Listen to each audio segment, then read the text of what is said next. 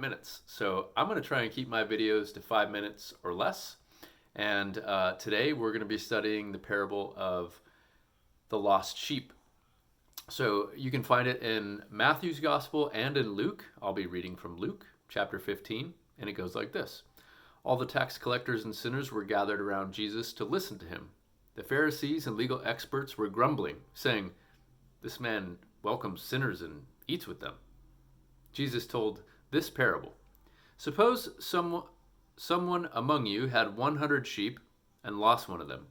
Wouldn't he leave the other 99 in the pasture and search for the one lost sheep until he finds it?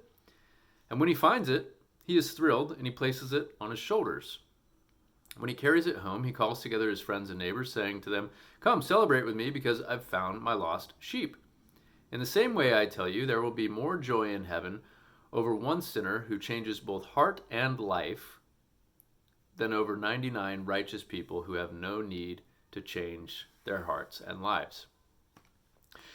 The irony here is that we're all, in some way, trying to change our hearts and lives, whether it's for vain reasons that are strictly temporal, of this world.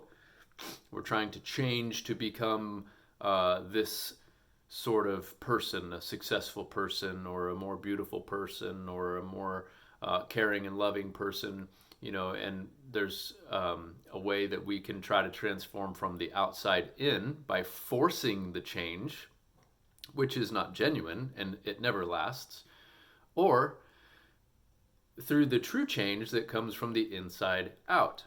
And that's what Christ is talking about here when he says, "In the same way I tell you, there will be more joy in heaven over the one sinner who changes both heart and life, than over the 99 righteous people who have no need to change their hearts and lives." See, there's some people who don't even recognize that they need to change anything about themselves.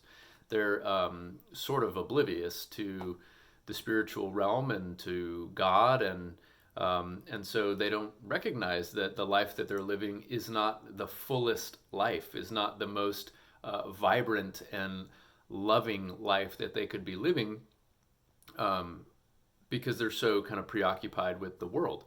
But there are those who recognize that they're lost, and they look for the shepherd. They look for God to be that comfort, and they rejoice, in being comforted by God when God finds them, places them on his shoulders, and rejoices that there has been that reunion with the Father. And so I want you to focus on that kind of aspect of this parable today, is that, one, no matter how far away you have wandered in your life, God is always seeking you out. And even if you reject God, God is still loving you and is beckoning for you to come back and actively pursuing you, even in your lost state.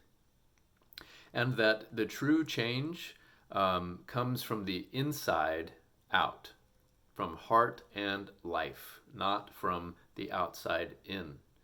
You can't change the heart from the outside in. It's got to be from the inside out. So rejoice that God is a God who is endlessly pursuing you, who is wildly in love with you, and who wants nothing more than for your life to be full of vibrant energy, love, and joy, and being in relationship with him and with each other, his church.